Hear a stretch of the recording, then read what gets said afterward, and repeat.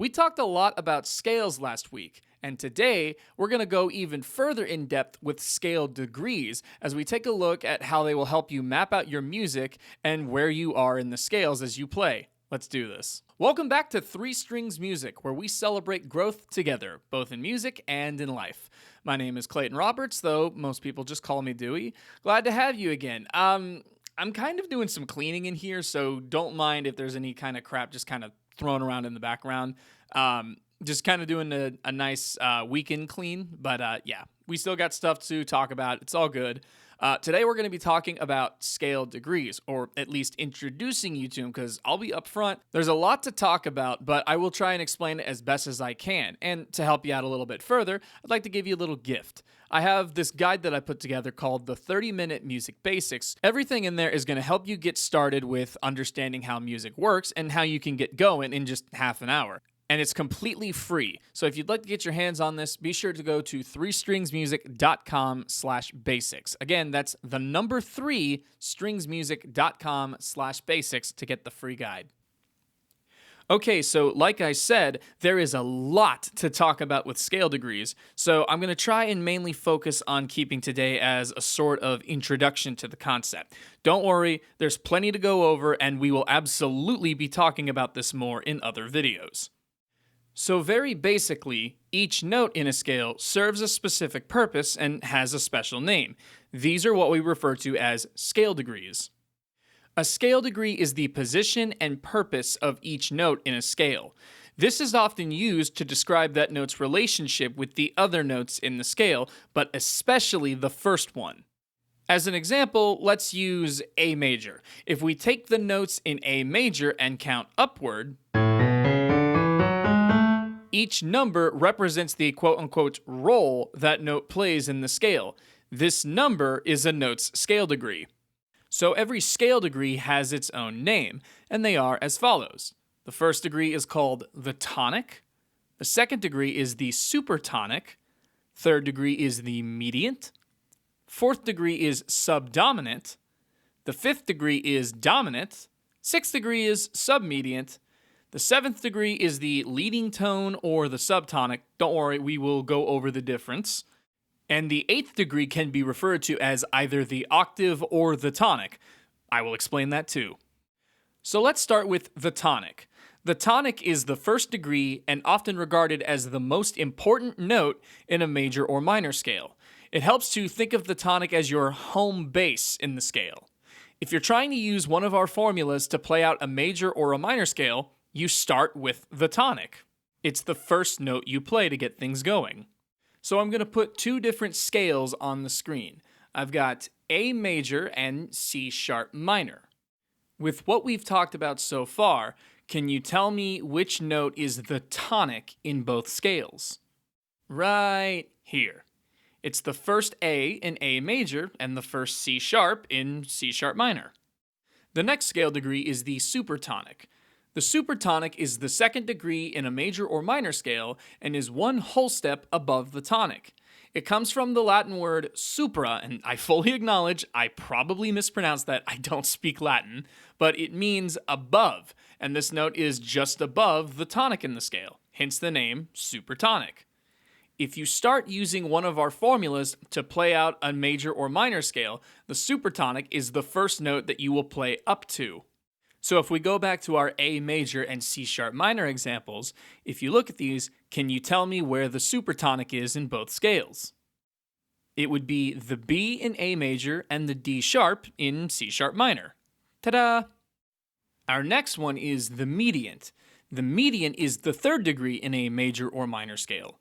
It comes from the Latin word medius, I really hope I'm pronouncing these right, but it means middle. And this note is in the middle between the tonic and the dominant of the scale. If you flatten the mediant of a note's major scale, you will get the mediant of that note's minor scale. And once again, going back to our two scale examples, can you show me where the mediant is in both scales? That would be the C sharp in A major and the E in C sharp minor. Next, we come to the subdominant. The subdominant is the fourth degree in a major or minor scale. It comes from the Latin word sub, and I'm going to be really upset if I got that one wrong, but it means under, and this note is just under the dominant in the scale. Now, I can think of another reason why this scale degree has that name, but this is probably the easiest way for you to remember whenever you're getting started. Pulling up our two examples again, can you tell me where the subdominant is in both scales? It would, of course, be the D in A major and the F sharp in C sharp minor. See, pretty easy, right? Now this next one is really worth paying attention to because we're actually going to be using it for something later on in this video. But this one is called the dominant. The dominant is the fifth degree in a major or minor scale.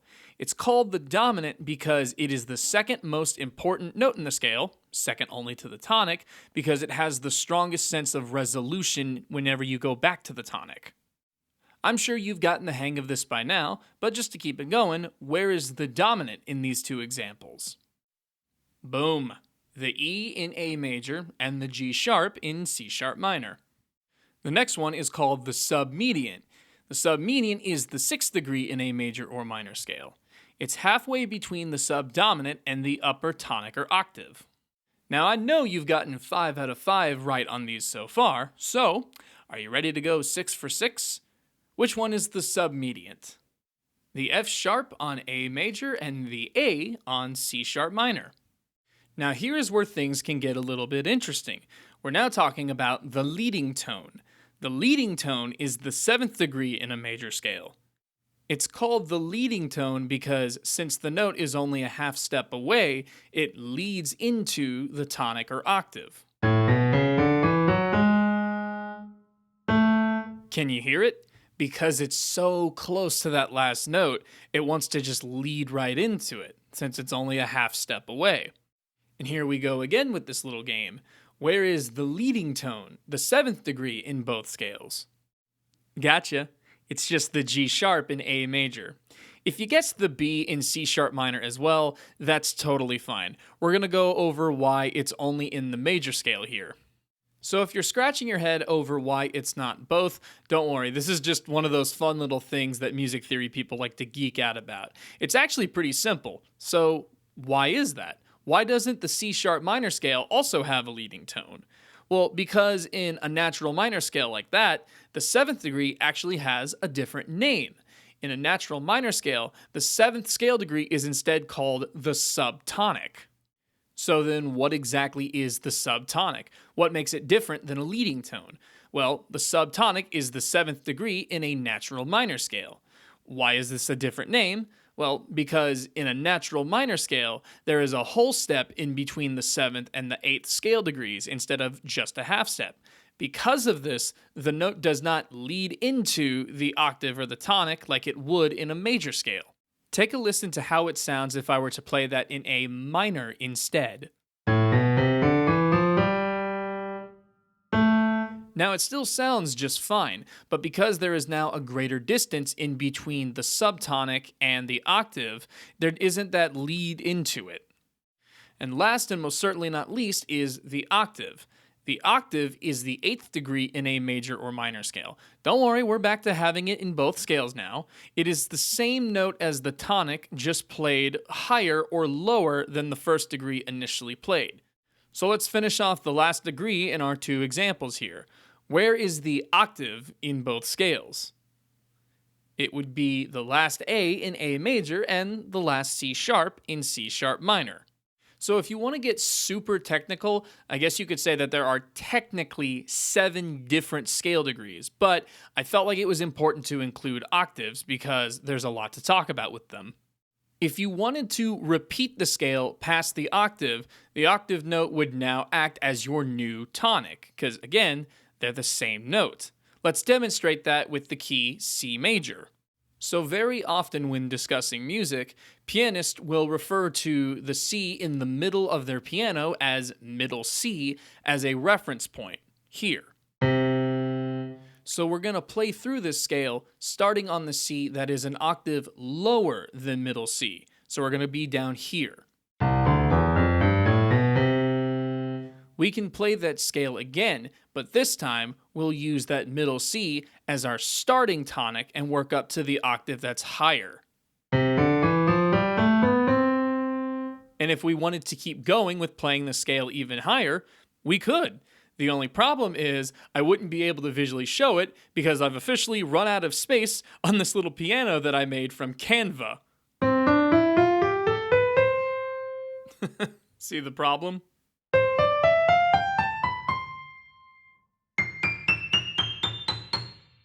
Let's move on to another example before my virtual piano runs out of space as well. This time, let's show it with another scale that doesn't use middle C as a tonic or an octave. This time, let's go with D minor. Starting anew, let's go back to the lower octave and start working through the scale. One more time in the higher octave.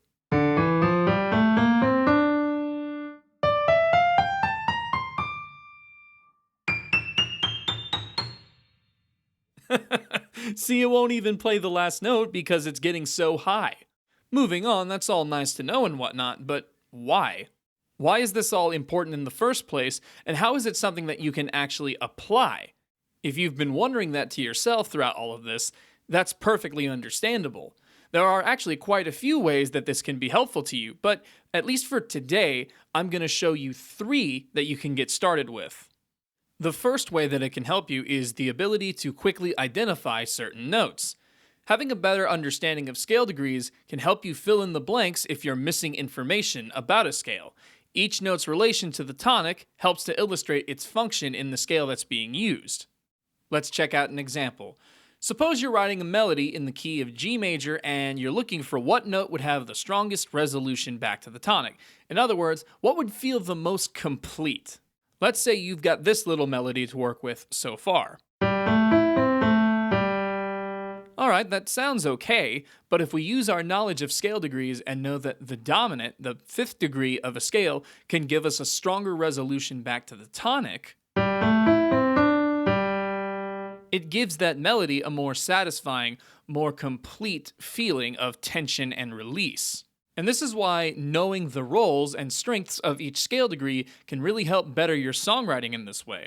So that's one way that scale degrees can be used to your advantage, but for this second one, this is by far the one I use the most out of these 3.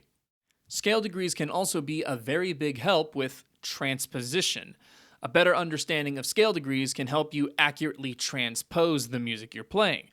Transposition is basically just changing the key a piece of music is performed in. And here is our example. The notes in the G major melody from the previous demonstration move along a path of 1, 2, 6, 4, 5, 1. Now, what if we wanted to play that same melody but in a different key? What if we wanted to play the same 1, 2, 6, 4, 5, 1, but a whole step lower in F major? And for one more, how about playing that same 1, 2, 6, 4, 5, 1 melody a half step above the original, this time in A flat major? As you can see, using scale degrees to transpose a melody while keeping the notes' relationships with one another consistent will help you understand how these melodies can help keep their shape in any key you're playing in, regardless of if you're playing above or below your original key. The last method we're going to take a look at today involves something that we're going to be talking about a lot more in an upcoming video: chords. More specifically, sketching chord shapes. Talking about chords is easily going to get their own video very soon, but in the meantime, very briefly, to create a major or minor triad chord, meaning just 3 notes, you would play the 1st, 3rd, and 5th scale degrees together. This becomes really easy when you already have the quote-unquote roadmap of that note's key. In other words, the scale degrees. To give you 2 quick examples, suppose you wanted to play a B major triad chord, but you didn't know how to. Well, if you know how to play the B major scale, you could use your knowledge of scale degrees to easily figure it out. As you can see by this, you would play the 1st degree, the 3rd degree, and the 5th degree together. So that would be the B, the D sharp, and the F sharp. Cool, but can you apply the same trick if you wanted to play a minor chord instead of a major chord? Yep, all you would have to do is just use the minor scale of that note. To demonstrate this, let's check it out with a C minor chord. As we look at the notes, we would need the first degree, the third degree, and the fifth degree. In this case, a C, an E flat, and a G. And that's really all there is to it. When you know major and minor chords are formed with the first, third, and fifth degrees in their major and natural minor scales, you can use scale degrees as a roadmap to lay out the rest of the chord. So here are some final thoughts for you as we wrap up today. All in all, there are many, many ways that you can use scale degrees to enhance your music making. Try out these two whenever you get the chance. Write out the scale to see where your melody is in the key as you play it. Are you on the tonic, the dominant, the subdominant, etc.? It helps to have those scale degree names memorized, but again, much like I told you with last week, there is no hurry to this stuff. Go slow and at your own pace. I would much rather you learn this stuff accurately than quickly. And I know we haven't talked about chords in detail yet, but like I said earlier, if you just play the first, third, and fifth degrees, you can play any of the major or minor triads.